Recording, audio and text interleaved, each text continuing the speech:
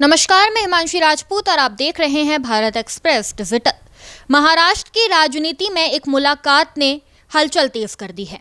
आपको बता दें कि एनसीपी संस्थापक शरद पवार उप मुख्यमंत्री एकनाथ शिंदे के कार्यालय में जाके अपने कुछ मंत्रियों के साथ बैठक करते हैं, जिसका पता जब एकनाथ शिंदे को पता लगता है कि वो शरद पवार उनके कार्यालय में आए हैं तो वो भी उनसे मिलने पहुंचते हैं।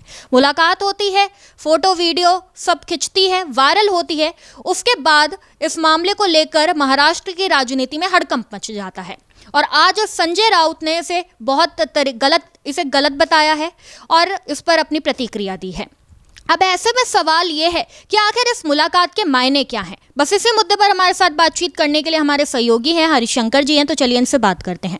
तो हरिशंकर जी, एनसीपी जो संस्थापक है वो एकनाथ शिंदे के कार्यालय में जाके बैठक करते हैं, उसके बाद इसका वीडियो भी वायरल होता है और आज जो संजय राउत है उन्होंने भी रिएक्शन दिया है, तो आप इसे कैसे देख रहे हैं? देखिए, संजय राउत रिएक्शन इसीलिए दे रहे हैं कि अब उनको लग रहा है कि उनका एक साथी उनसे दूर जाता हुआ दिख रहा है और ये खबरें पिछले कई दिनों से है। पिछले 10-12 दिन से ये खबर सोशल मीडिया में भी लगातार शेयर किया जा रहा है और लोगों को मतलब अपने अपने तरीके से लोग बता रहे हैं लोगों को। लेकिन है कि शरद पवार क्या एनडीए में जा रहे हैं? ये इस मुलाकात का मतलब क्या है?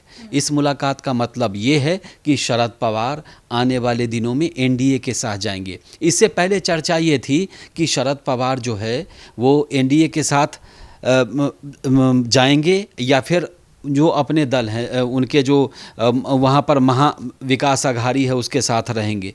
लेकिन पार्टी के नेताओं ने ज़रूर सोचा समझा होगा, उसके बाद आपस में बातचीत उनकी हुई होगी, तभी जा कर के एक वो नतीजे पर पहुँचे। क्योंकि देखिए, वहाँ पर महाराष्ट्र में इस समय जो विपक्ष की राजनीति है वो क्या है, आप सीधे तौर पे देखें तो विपक्ष की राजनीति का कोई मतलब सामने दूर दूर तक भविष्य नहीं दिख रहा है। क्योंकि वहाँ भाजपा है और भाजपा के साथ जितने शिंदे हैं, चाहे अजित पवार गुट है, ये सब बहुत मजबूती से वहाँ पर हैं और आने वाले काफ़ी सालों तक वहाँ किसी और का भविष्य नहीं दिख रहा है। अगर इस समय शरद पवार की जो पार्टी एनसीपी है अगर बीजेपी के साथ आती है, एनडीए के साथ आती है उनकी पार्टी, तो फिर क्या होगा? फिर ये होगा कि हो सकता है कि उनकी पार्टी को एक आध दो राज्य में मंत्रालय मिल जाए, एक आध केंद्र में मंत्रालय मिल जाए। शरद पवार जो है बहुत ही समझदार पॉलिटिशियन हैं। अब तो बहुत उम्र दराज नेताओं में है। कांग्रेस के साथ थे कभी, उसके बाद सोनिया गांधी के मसले पर वो कांग्रेस से अलग हुए। लेकिन शरद पवार जो हैं वो बहुत मजे हुए खिलाड़ी हैं। वो समझते हैं कि पार्टी का भविष्य एनडीए के साथ है और इस मुलाकात का मतलब यही है कि लगता है कि वो एनडीए के साथ जा सकते हैं। दूसरी बात है कि शरद पवार जो अपने पीछे जो विरासत छोड़ के जा रहे हैं वो उनकी बेटी है और वो चाहते हैं कि उनकी बेटी जो है वो महाराष्ट्र की एक दिन कमान संभालें। लेकिन इस समय उनकी पार्टी के साथ कम ही विधायक हैं। दूसरा कि ये भी हो सकता है कि उनकी बेटी जो सुप्रिया सुले हैं वो केंद्र में मंत्री बन जाए कल एनडीए कोटे से। तो ये सारी संभावनाएं हैं। लेकिन पार्टी में जो उनकी विरासत है उसको आगे बढ़ाने की कवायद है, इसीलिए शायद वो एनडीए के साथ मिलेंगे और आगे एनडीए के साथ उनका सफ़र शुरू होगा। लेकिन जब उद्धव ठाकरे गुट को छोड़ेंगे, शिवसेना के उद्धव गुट को, तो स्वाभाविक तौर पे शिवसेना इसका विरोध करेगी। शिवसेना अपने तरीके से आलोचना करेगी। यही कांग्रेस भी करने वाली है। लेकिन मुझे लगता है कि शरद पवार गुट ने अपना एक भविष्य तय किया है। हालांकि ये फाइनल नहीं है, मुलाकात के बहुत सारे मतलब होते हैं, लेकिन इस तरह की मुलाकात के मतलब पॉजिटिव भी होता है कि वो एनडीए में जा रहे हैं।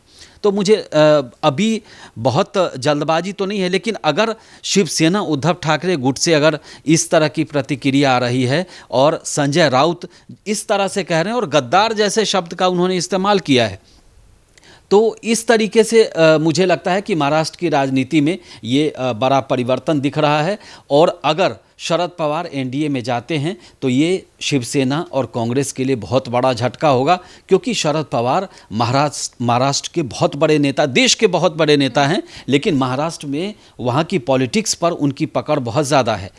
ठीक है, सत्ता में हार जीत अपना अलग मसला है, लेकिन उनकी जो शख्सियत है महाराष्ट्र में वो बहुत ही मजबूत है। तो मुझे लगता है कि आने वाले कुछ दिनों में अगर संजय राउत अगर इस तरीके से शरद पवार के लिए बोल रहे हैं तो मुझे लगता है कि इसमें इस खबर में दम है, और आने वाले दिनों में आप एनडीए के साथ शरद पवार गुट को देखें तो कोई अचंभा न हो।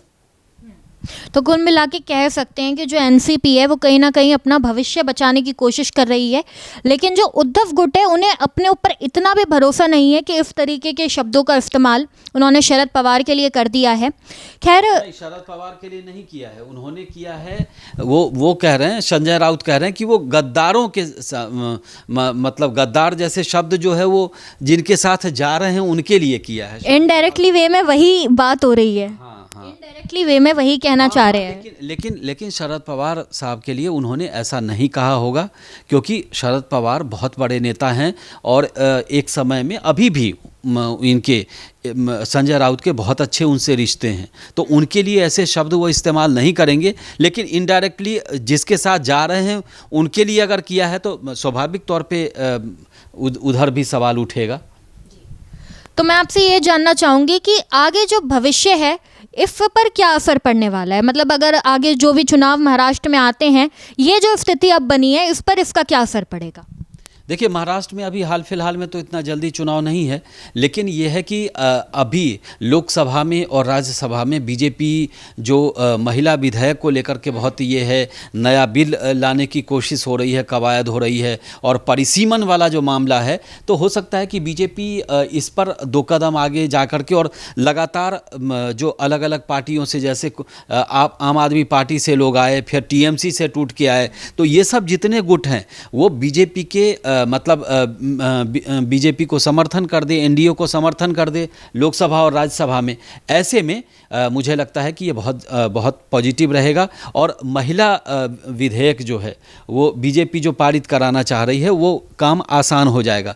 लेकिन सिर्फ शरद पवार गुट के आने से नहीं होगा, अभी कुछ और कमियां हैं जो बीजेपी और एनडीए जो उस पर काम कर रही है। तो मुझे लगता है कि स्ट्रेंथ तो बढ़ेगा इनका लोकसभा में, लेकिन अभी भी मंजिल थोड़ा सा दूर है, लेकिन एनडीए बीजेपी इस पर काम कर रही है। तो मुझे लगता है कि महाराष्ट्र के पॉलिटिक्स में ये एक नया डेवलपमेंट है, और शरद पवार का एनडीए के साथ जाना, आप समझ लीजिए कि ये कांग्रेस और उद्धव ठाकरे गुट जो शिवसेना है उसके लिए बहुत बड़ा झटका माना जाएगा। अगर ये मुलाकात उसी के लिए हो रही है तो मुझे लगता है कि शिवसेना उद्धव ठाकरे गुट अब और कमज़ोर होगी, क्योंकि महाराष्ट्र में उनके साथ कदम में कदम मिलाकर चलने वाला एक दल जो मजबूत, कांग्रेस से भी एक टाइम में मजबूत थे ये, तो अगर वो साथ से चले जाते हैं तो मुझे लगता है कि बहुत मुश्किल है। आने वाला जो समय है वो उद्धव ठाकरे गुट और कांग्रेस के लिए महाराष्ट्र में बहुत टफ आने वाला है, बहुत मुश्किल भरा होगा। तो कुल मिला के एकनाथ शिंदे और शरद पवार की ये जो मुलाकात है इस पर राजनीतिक संग्राम छिड़ गया है। संजय राउत ने इस पर प्रतिक्रिया दी है, और अब इस मुलाकात को लेकर एक तरफ से ये कहा जा रहा है कि ये शिष्टाचार मुलाकात थी, दूसरी तरफ इसके राजनीतिक मायने निकाले जा रहे हैं। खैर, इस पर आपकी क्या राय है हमें कमेंट में ज़रूर बताएं। देखते रहिए भारत एक्सप्रेस। नमस्कार।